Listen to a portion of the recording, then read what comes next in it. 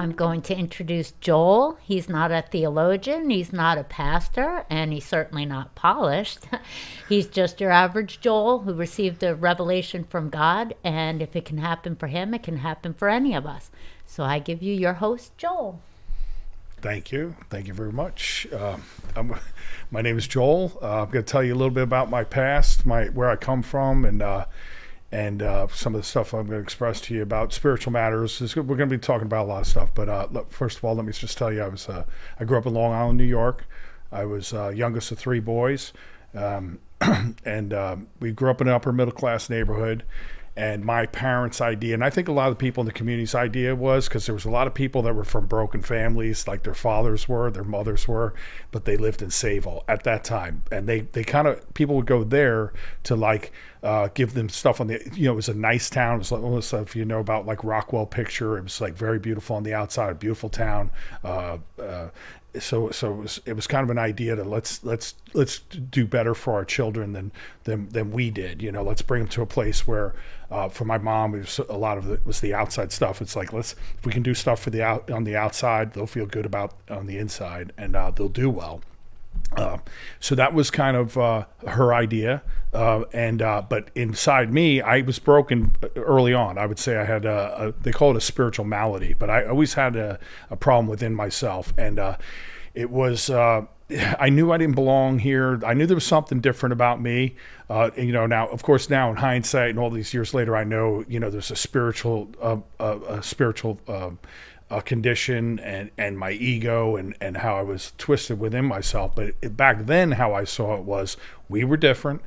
My mom and dad, my dad was a clamor. Most people on the block were like educated, or people, they were teachers, professional couples, professionals, doctor, lawyer, lawyers, and my dad was a clamor. So, here I was, there was a difference there. There was also the difference of, I say about my name. A lot of people have, up there they have their Christian name.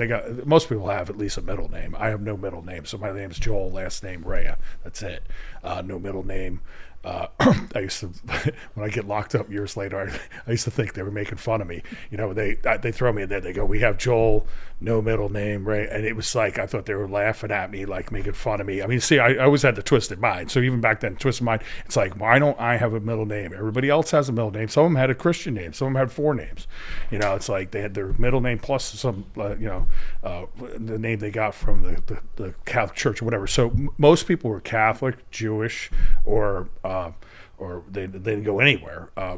My family we were Christians, so we went to a non-denominational church called the Church of Christ. Me and one girl that was in my class, so I don't know how many people we had in our class, but say I have 1,000 kids, whatever. There was Amy and myself, and we were the two that went to the Church of Christ, which was a place where you got an education about. Basically about Christ, a lot of knowledge. They weren't big on the spirit, big knowledge thing, packing knowledge, feed your head with all the do's, the don'ts, whatever, and not a lot of spirit, which was already my issue. I was already having that issue whether I knew it or not. I was already a little upside down. I had a big ego, and my spirit was kind of like, I wasn't feeding my spirit, I was feeding more my head. So it kind of added to the problem. So now here I am, I got all this knowledge about stuff, but no real spiritual connection. This went on, so it made me very uncomfortable. A lot of pressure. I was very fearless growing up, physically, run, jump. When my parents moved from East Side Slip out to Sayville, they actually, when they went back to visit, the kids in the neighborhood said, "Is that kid still alive?" They was, because I was just such a maniac from a very young age. I would be on 2, 3, whatever, on roofs and stuff. I mean, just crazy. How do you even get up there? Whatever, just crazy stuff. And I was fearless. Climbed the highest tree, all that stuff. But socially, very uptight, very a lot of pressure going on there. A lot of ego, a lot of self. But no real spirit. So the first thing they talking about being the magic elixir and alcohol. So the first time I ever took a drink, so there's so much pressure. I'm 11 years old, but I'm under a ton of pressure. So I take that first drink. They call it the magic elixir. Immediately felt complete and total relief. I didn't care, didn't have to care. wound up, but inside. Okay, so the two problems I had, I was fearless on the outside, but let's say concerned on the, fearful on the inside. So it was a lot of this internal pressure.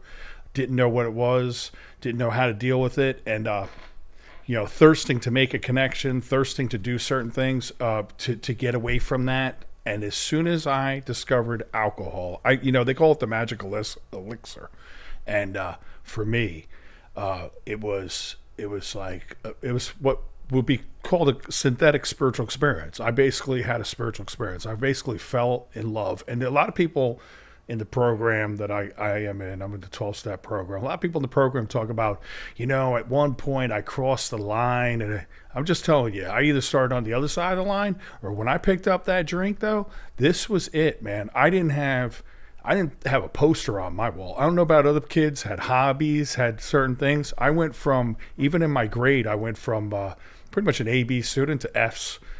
Failed the grade. I mean, I fell 100% in love with alcohol. This was eureka, whatever you want to say. This was my first really a relationship. This was a relationship. I was in love with alcohol, what it did for me. And what it really did was made me in a position that I don't care. Everything on the outside could fall apart. I was falling apart, my grades, everything.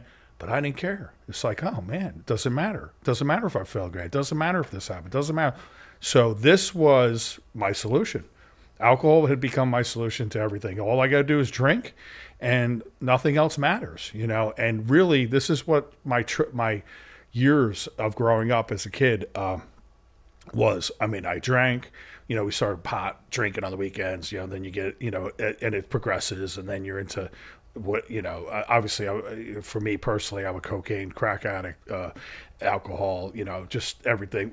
I'm pretty much all of the above, but whatever I can do to switch my state of consciousness. And I remember a guy saying, you felt really twisted back then when I was younger. I felt so twisted and all that. Well, what happens when you take that solution, my idea, of course it's my idea, my solution over all those years, 10 years down the road or 5 years down the road, whatever it is, and you think you're any better, you think you're less twisted after you've been drinking, smoking crack, all the same, you think you're less twisted when you sober up? No, sobriety becomes impossible. Like, it wasn't even really that possible before. I was so grateful that I found alcohol, but now it's impossible. So I wake up, it's like anything but sober. Sober's like the worst thing. I don't know about anybody else. Worst thing could ever happen to me. And I mean, I could tell you a little bit about my younger years. In New York, I remember my parents took me to this guy, Dr. Casares, it was at the time. And my parents were this was another thing with them. They were big on back the old school things. A couple things, the old school things was, keeping up with the Joneses, how things were on the outside. Doctors and professionals, pretty much, they do what they say. They know, we don't. So they took me to this guy, Dr. Casares, and Dr. Casares was like, listen, they obviously knew I had a problem. He says, you got to let it run its course. You just got to let him, basically let him do whatever he wants. And I was like, oh my God, I love that guy. So at the time, it was like, boom. I remember my brother who was like, he goes, I used to have to come in when the street lights went down. And I'm over there telling my mom, I'm going out the door. I'm going, Mom, I'll see you around 12, and I'm like a kid. I'm like 13. I'm going out till 12. And of course, they were sleeping a lot of times. So I'd be coming home 1, 2, I wasn't even staying to the 12, because they'd be asleep already. So, there is a little bit of truth to it, because there's really nothing you can do. It's like, it's got to run its course. So what was happening to me, I was going into the city, at a very young age, going into New York City, getting a lot of trouble. And I even remember at about 16 years old, thinking like, hey, I'm kind of doing, it was almost like a little bit of a moment of clarity. They talk about moment of clarity, like a snapshot of yourself. And I saw myself as like on a hamster wheel.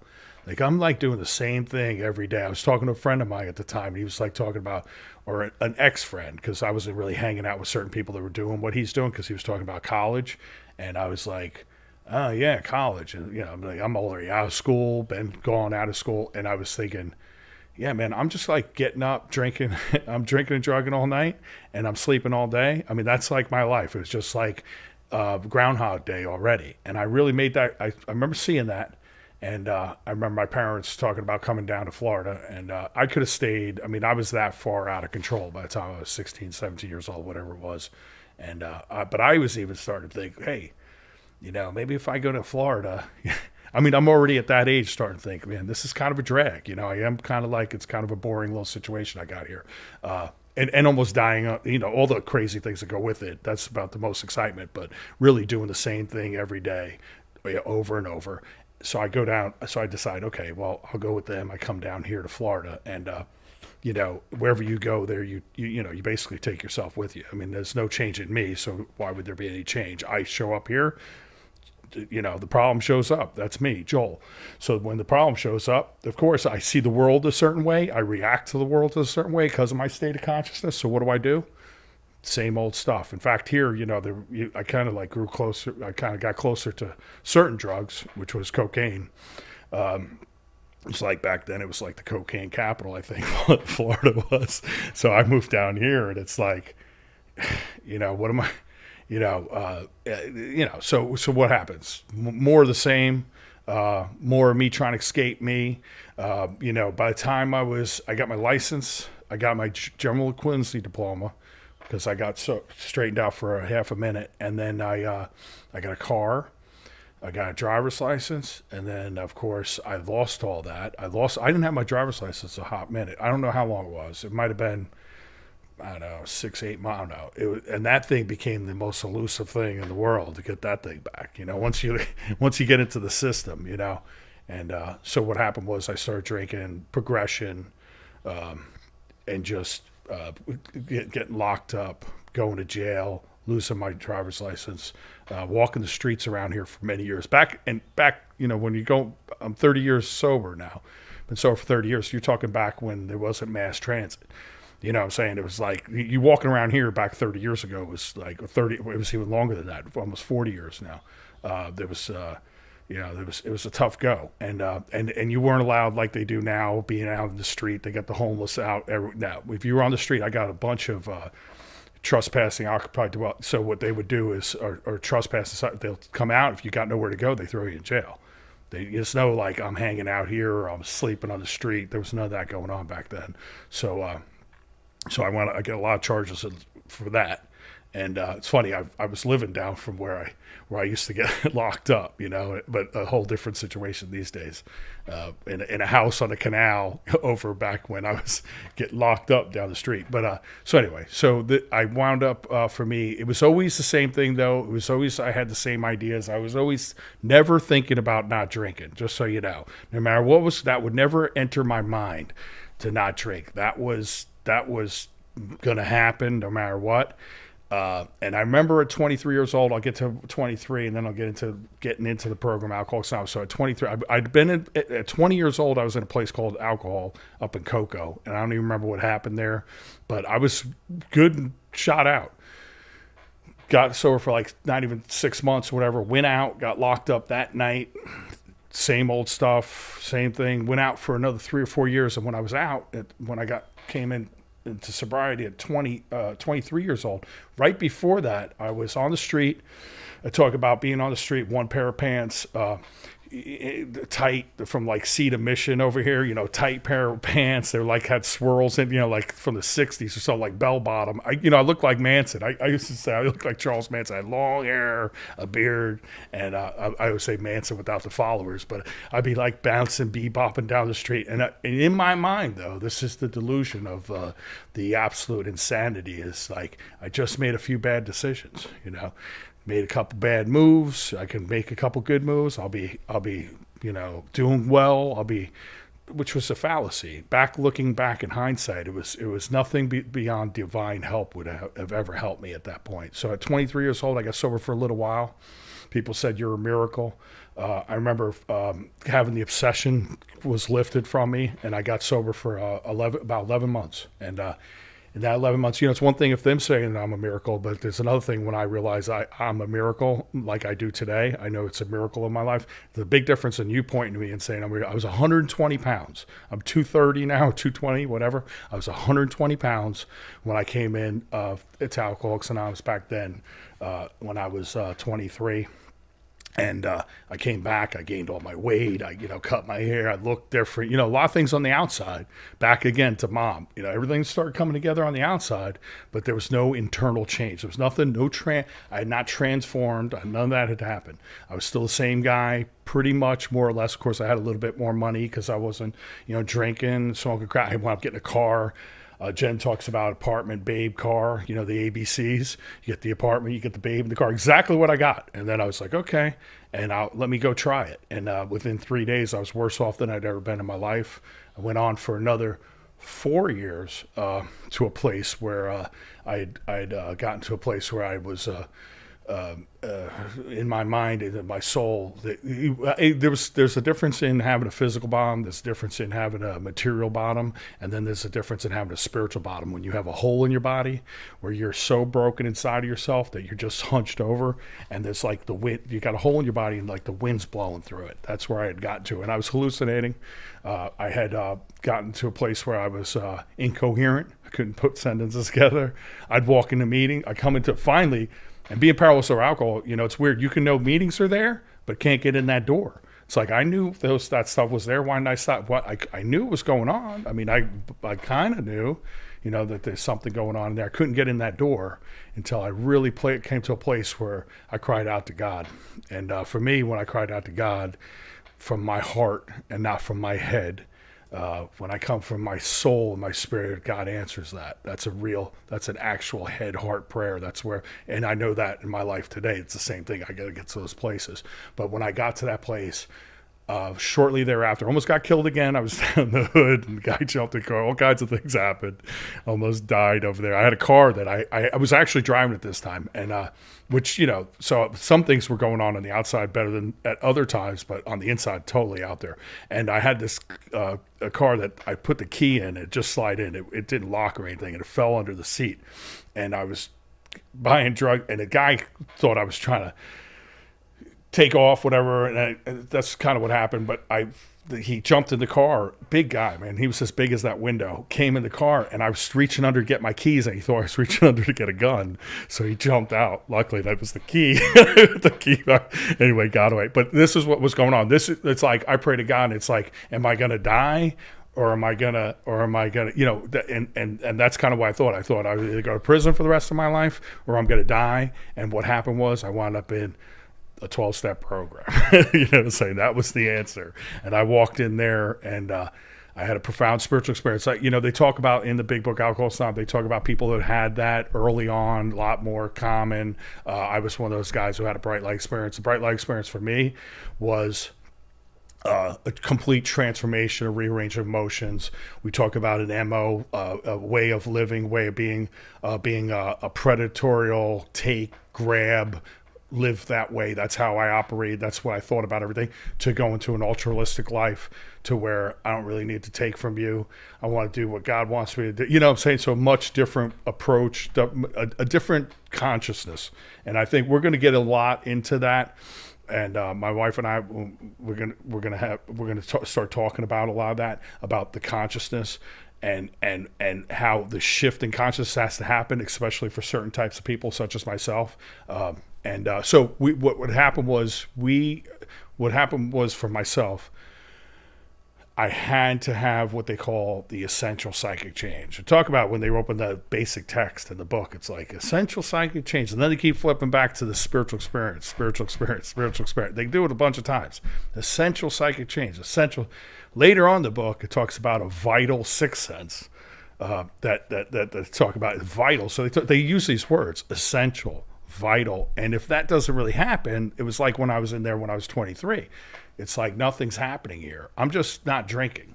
See what I'm saying? I'm just not drinking. There's nothing, no transformation. I'm not seeing the world different. I'm not reacting to the world different because I'm not seeing it different. There's a book, New Pair of Glasses. That's by Chuck C., who was one of the earlier member in Alcoholics Anonymous. But he has it's called a new set of glasses, and he says same wife, same life, new pair of glasses. Like the shift, that transformation, that shift in how you see the world, where you see a world. I remember a good friend of mine say, I used to always see a world of attack, because he was looking at the world, what it could do for him, not what he was going to do for the world. So the world was always at him, coming at him, instead of me having a way of living that I go into the world. And so there was been a transformation there for myself.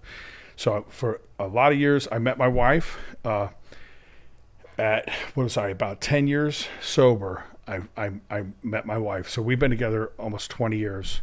I've been sober 30 years. And Jen's been sober how long, Jen? 27. Have you been sober 27 years? Well, in a couple months. In a couple months.